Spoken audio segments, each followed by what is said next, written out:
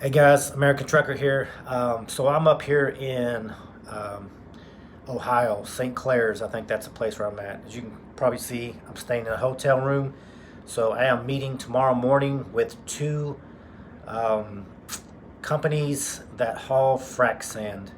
Now, if you want to look this up, you can Google this. But basically, one hauls a sand box, and then the other one hauls two Prop X boxes. Basically, one big box, one bigger box, I should say, for one company, and then two smaller boxes for the other. Now, I don't have the exact ins and outs. I looked up some videos on the differences. Of course, the boxes weigh different amounts, but and then I'll find out tomorrow the routes and distances they go from pickup to delivery and back. So I'll get a lot of questions answered, I guess I should say, tomorrow, hopefully. I'm meeting with one company at 9 a.m. and then I'm meeting with another one only 30 minutes away at 2 p.m. So 1400. So I'll let you guys know how that goes. But I can say though, it is nice this time to finally kind of be in the driver's seat, if you want to, if you will. So basically, when you first come into the trucking industry, they got something, right? The trucking companies have something that you need, right? You need a job. They have that. You got to take what you can get with no experience. You get what you get. Get in where you fit in, whatever they say. But now it's kind of like I got what they want.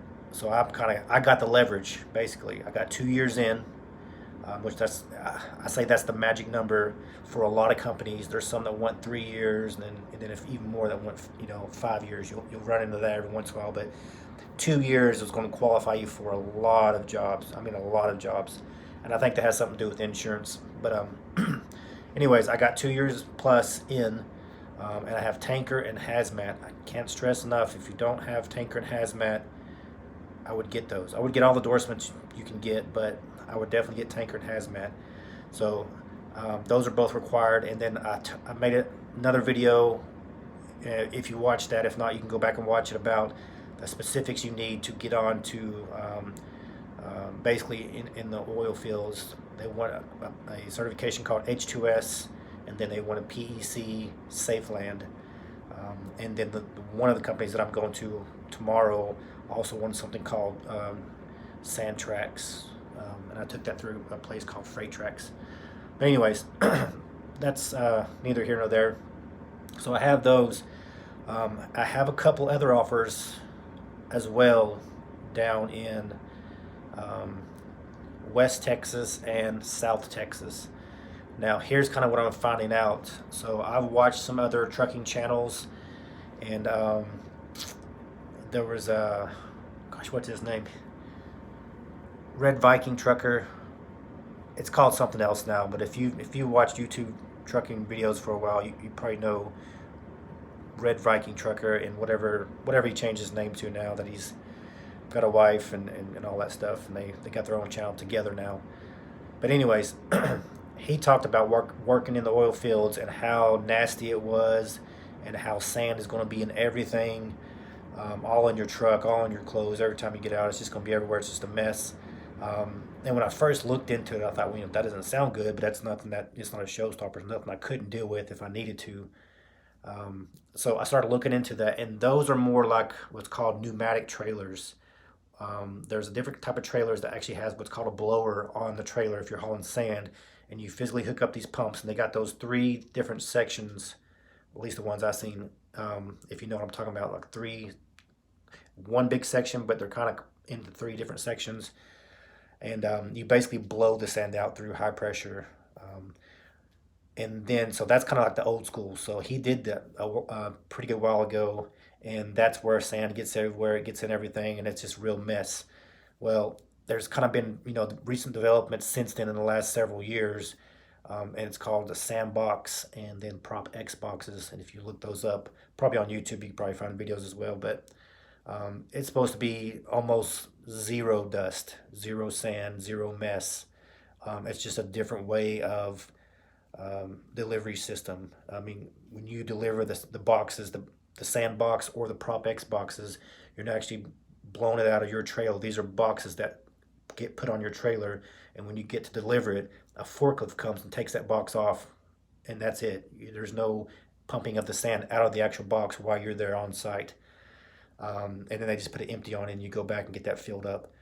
And but anyways, you can look that up. So, but what I was saying was, it is nice to kind of have the leverage, and the ball's kind of in my court now. Um, they want me now because I have what they're looking for, and but hazmat's not that hard to get. But I guess a lot of people don't qualify, or some people, I should say, don't qualify because you have to have a background check, and you can't have a criminal record, as far as I know, and things like that. And then you know, but it's, if you have no issues with that, I mean, it costs almost nothing to go down and get it. It doesn't cost much at all, and it's just easy to study for the test. I mean, what, 30 questions or something? It's not. It's just another endorsement. It wasn't that hard of a test at all. Study for 2 3 hours, pay a few dollars, go down. You know, it's not hard to get if you have a clean record, and you can take 2 3 hours and study on one of those little apps online. But anyways, so I'll let you guys know how that goes. And then also, another company,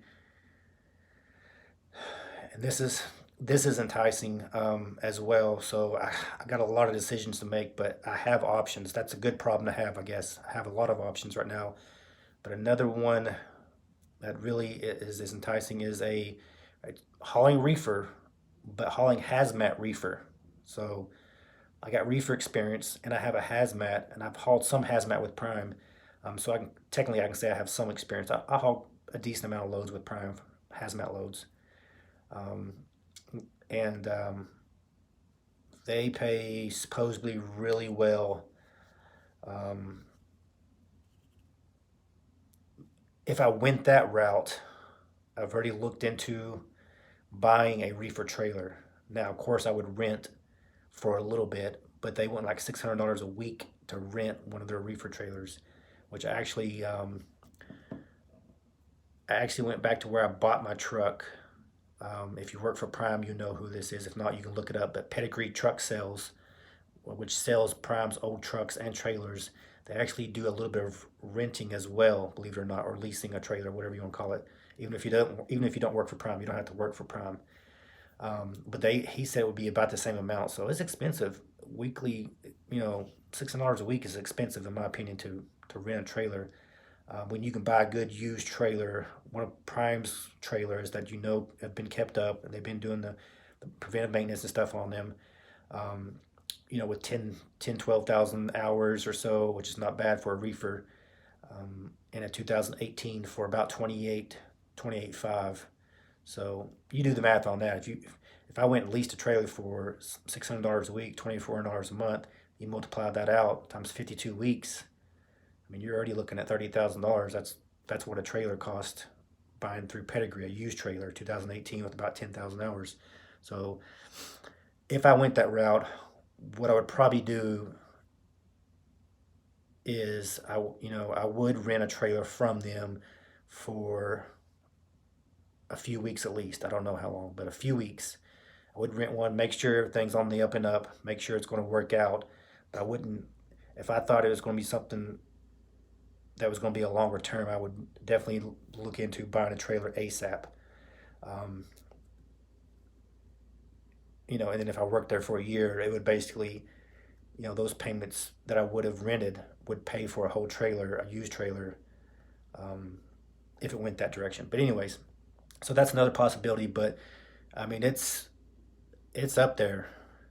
I mean, they exclusively haul reefer hazmat, so every load, you're a hazmat load. So if you do hazmat, you got to take certain routes. You basically got a big bullseye on your back when it comes to DOT and all that stuff. But I mean, that's why you get your endorsement is you take a little more risk. You got a bigger target when it comes to pulling away stations, things like that. You got to go, around the big cities, wherever, you got to stay on course of where you're directed. You can go, and you can't just go anywhere. But it pays big money. It pays bigger money than I was making at Prime, even with no truck payment that I was making at Prime. But you have to have your own truck. You have to have 2 years in. You have to have tanker and hazmat. You have to have a clean record. So, that's just the way it goes. But anyways, so I have those options. I have several sand hauling options. I have one water hauling option in North Dakota, but um, you know, in North Dakota in the winter, people want to go to North Dakota, make the big money, and leave before winter. Um,